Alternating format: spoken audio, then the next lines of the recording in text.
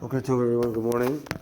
We're starting a new point. We're continuing connecting to transactions, and this point is the mitzvah of returning lost objects.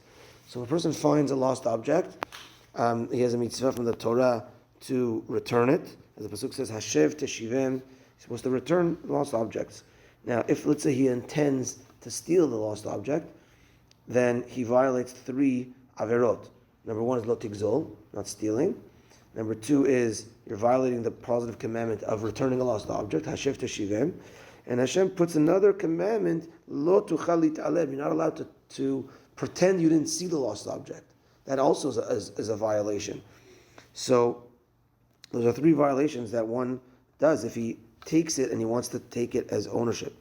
Now, sometimes the item, might be, let's say, a big pen. Right? Do people really care if they lost their big pen? You buy 20 pens for $3, right? So So how do you know? That's a concept called yi'ush. If a person gave up on it, so you could assume if a person gave up on this thing, then you could assume that he gave up on it. I don't have the responsibility anymore to go out and try to find him. So, in short, how do I know that it's a lost object that I have to go out and now try to find its owner? So, number one, it has to be a lost object of a Jewish person. We're going to get into this a little bit more. I won't explain it today.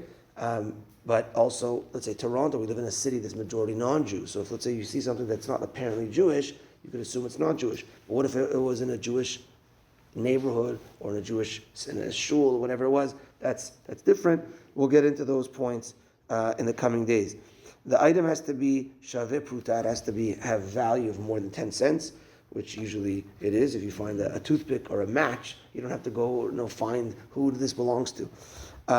It has to be, again, that it is apparent that it's an aveda, that it's like you could see it's something that this person lost, as opposed to someone that puts it, let's say, on the side of the road for the garbage people to take. Right? That looks like it's hefker. A person, you see chairs. I drove by you see a bunch of chairs on the side of the road.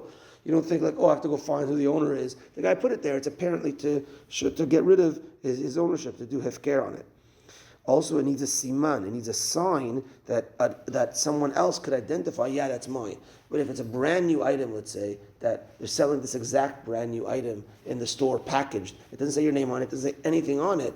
Right? So a siman might be the location where you found it. But we'll get into that. But generally, it needs a siman, a sign where someone could say, yeah, this one's one that has a scratch on that side. I wrote my name on the bottom, something to it that you could specifically know that it's his. And lastly, is that it's something that you would take care of, that you would not want to lose. Something that people in general would not want to lose. You see this item, so yeah, that's definitely a lost item. People won't want to lose this thing. Sometimes, let's say you're walking in the winter, you see, like a sweater, but it's all dirty and it's all in the mud and whatever. So a little kid dropped it and it's already been there for 2 weeks, right? You don't have to go now and try to find it. People gave up on it already, right? Sometimes you see a glove in the middle of the sidewalk, a fresh glove, right? Someone now that was walking a shul maybe lost a glove. Then there's maybe what to talk about. We'll get into some of the details of this great mitzvah of returning lost objects. Minchat tonight at 5:20. My apologies, there's no parasha shiur tonight. Bezrat Hashem for next week, God willing. Have a good day, everyone. Rosh Chodesh tonight, tomorrow, 6:30.